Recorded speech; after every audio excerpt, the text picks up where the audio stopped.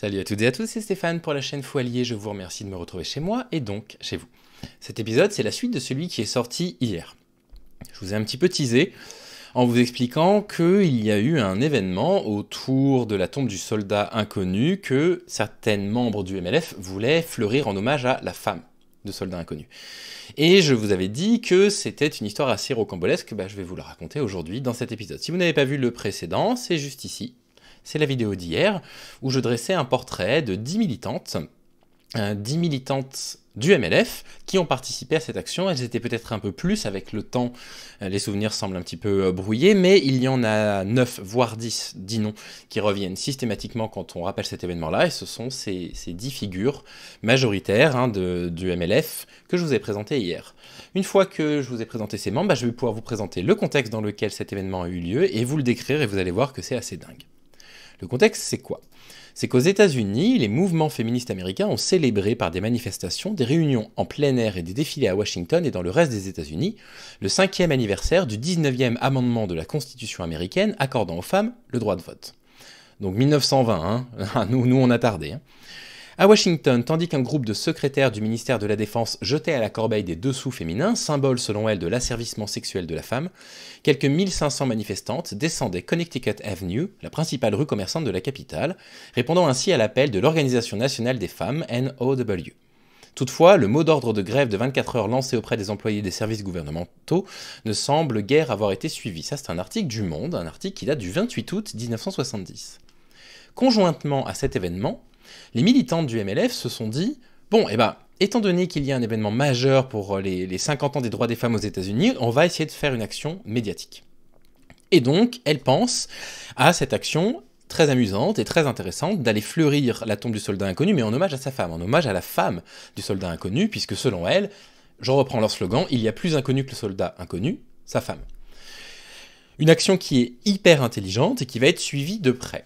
Le MLF, je ne vous l'ai pas trop présenté hier, je vous le présente aujourd'hui, c'est un groupement du coup féministe qui a été créé, vous verrez hier par qui il a été créé, je vous en ai beaucoup parlé dans l'épisode d'hier, et on nous raconte, c'est la dépêche qui nous le dit, vous allez voir que je vais progressivement vous raconter l'histoire, que c'était un mouvement qui était mené avec humour et en chanson, mais aussi avec révolte. Là vous voyez leur fameux slogan très connu, un homme sur deux est une femme, un très bon slogan. Ça rappelle ici qu'il y a 50 ans jour pour jour, une dizaine de femmes déposaient une gerbe de fleurs sur la tombe d'un soldat situé sous l'Arc de Triomphe, avec pour slogan « Il y a plus inconnu qu'un soldat inconnu, sa femme ». On nous rappelle certaines féministes du mouvement du MLF très importantes. Et ça nous rappelle également quelques-uns de leurs slogans, que je vais vous lire, parce que ce sont des très bons slogans, moi je les aime beaucoup. Un homme sur deux est une femme, bien sûr. Travailleurs du monde, qui lave vos chaussettes. Viol de nuit, terre des hommes. Superbe slogan, Très, très puissant. Viol de nuit, terre des hommes. Une femme sans homme, c'est comme un poisson sans bicyclette, etc. J'ai retrouvé une petite vidéo absolument géniale que je vais vous montrer tout de suite, qui va donner la parole à Cathy Bernheim, dont je vous ai parlé un petit peu hier, et vous allez entendre Catherine Bernheim, là, du coup, parler un petit peu du mouvement du MLF. Et alors donc la littérature nous imprégnait, et notamment par exemple on avait pris à mai 68, qui en a fait beaucoup, l'idée de faire des slogans qu'on écrivait sur les murs, sur les tracts, sur tout ça. Il y a un livre formidable, mais je ne l'ai pas sous la main, sur les slogans du mouvement de libération des femmes, où on voit à quel point on avait une imagination incroyable, mais beaucoup, ça venait de tas de groupes différents que moi j'ai jamais connus, que des tas de gens autour de moi n'ont pas connus, mais qui tout d'un coup inventaient un truc formidable. Alors, les slogans comme un homme sur deux est une femme, c'est quand même pour moi un des slogans. Mais il y a un autre, tiens, celui-là, qui a beaucoup plu à Martine Storti, qui en a fait un titre de son livre, c'est « Je suis une femme, pourquoi pas vous ?» Moi, je trouvais ça formidable de demander ça. Ce qui n'a pas vieilli, c'est les slogans. Donc voilà, un mouvement qui se base sur des slogans, c'est emprunté à mai 68 pour faire passer des messages très forts. Et le fameux slogan « Il y a plus inconnu que le soldat inconnu, sa femme », qui est quelque part l'instigateur de ce qu'elles vont décider de faire. On a quelques images de l'INA, je ne vais pas pouvoir vous en passer trop parce que sinon je vais être striké, mais où on les voit militer, place de l'Étoile. Et puis, vous allez voir que y a des policiers autour, elle voulait juste déposer une gerbe de fleurs, en hommage à la femme du soldat inconnu. Et donc on les voit ici se faire escorter. Arrêter? Non, quand même pas arrêter. Eh ben, laissez-moi vous faire le déroulé de cette journée. C'est Christine Delphy qui en parle elle-même. Donc voilà, je vais citer Christine Delphy dans un article du Monde, publié le 22 août 2020, qui raconte: Le Monde demande, le 29 août 1970, vous étiez sous l'Arc de Triomphe avec 8 camarades, ou 9. Vous déposez une gerbe de fleurs en l'hommage à la femme du soldat inconnu, encore plus inconnue que son mari. Cette action pointe du doigt l'invisibilisation des femmes dans la société et marque la création du MLF, le Mouvement de Libération des Femmes. 50 ans plus tard, que répondez-vous de cette journée? Christine Delphy répond: Quand nous avons su qu'il allait y avoir cette journée aux États-Unis, donc la journée dont je vous ai parlé tout à l'heure, nous avons décidé de faire quelque chose. Nous avons été aidés par une journaliste, grâce à laquelle cette petite manifestation a eu un écho dans l'Aurore. Au mois d'août, il ne se passait rien, les journaux avaient alors du mal à remplir leurs pages. Nous étions 9, 8 d'entre nous tenaient 4 banderoles, et moi je tenais la gerbe. Nous avons traversé la place de l'Étoile qui menait jusqu'à l'enceinte du monument. Quand nous sommes arrivés, un policier s'est élancé vers moi, et il m'a conduite, ainsi que mes camarades, vers un poste de police situé dans l'une des jambes de l'Arc de Triomphe. Allez, en garde à vue, les terroristes. Non mais attendez, on croit rêver. Vous avez 9 femmes qui veulent déposer une gerbe de fleurs, et ça menace l'ordre établi au point qu'elles se fassent arrêter par des policiers. Non mais attendez, on croit rêver, quoi. Elles racontent qu'elles subissent des violences, elles ont été malmenées et poussées à l'intérieur. La réflexion d'un commissaire de police m'a frappé. Vous n'avez pas honte, nous a-t-il lancé? Ah ouais, d'accord. Non mais ça commence comme ça, quoi. Vous n'avez pas honte de vouloir placer un slogan féministe, de vouloir faire en sorte que la parole des femmes soit entendue. Oh là là, le niveau de fragilité de la société, la peur qu'on pouvait avoir par rapport à une gerbe de fleurs posée à côté de la tombe du soldat inconnu, quoi. Nous sommes passés par 3 postes de police différents et avons été libérés environ 3 heures après notre action, débutée aux alentours de midi. Ils les ont gardés 3 heures, passés dans 3 postes de police différents. Alors là, vous allez voir la fragilité des policiers aussi. Nous étions très remontés et très gais à la fois. Enfermés dans une petite cellule grillagée, nous nous sommes mis à chanter des chansons de colonies de vacances. Les policiers étaient dépassés.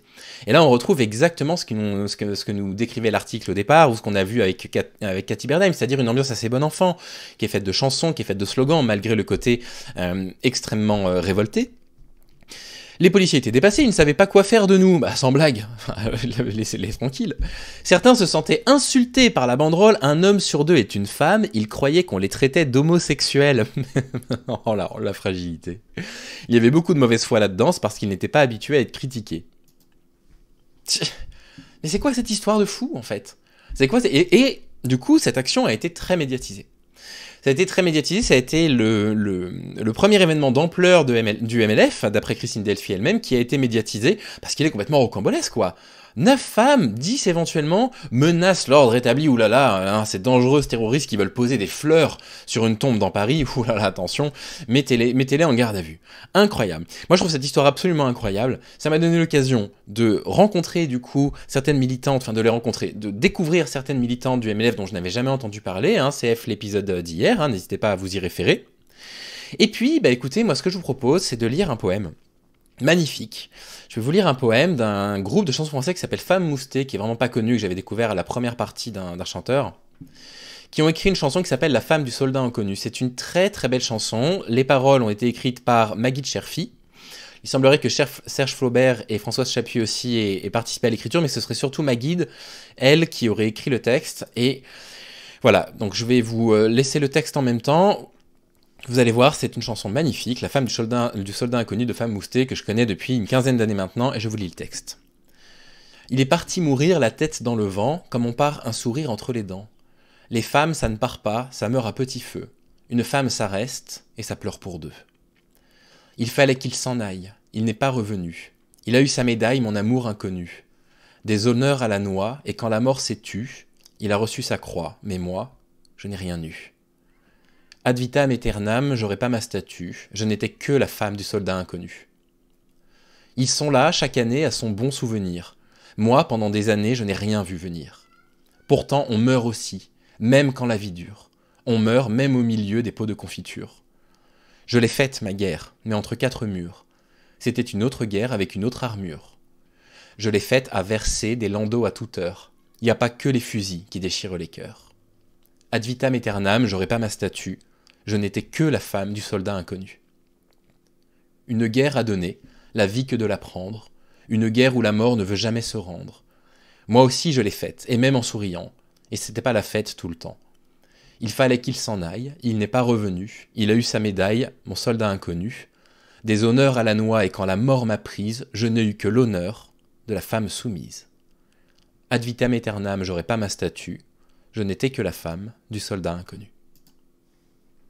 Voilà, j'espère que cette narration en 2 épisodes vous a plu.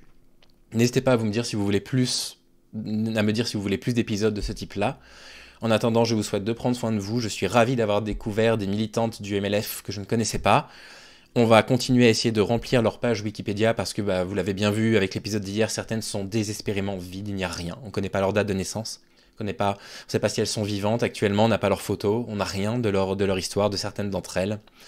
Et voilà, ce sont des héroïnes. Je suis toujours ému quand je lis leur histoire et voilà, j'espère que cette aventure complètement rocambolesque de la pose de gerbe à côté de la tombe du soldat inconnu en hommage à la femme du soldat inconnu vous a plu. Je vous souhaite de prendre soin de vous et je vous dis à très vite. À bientôt.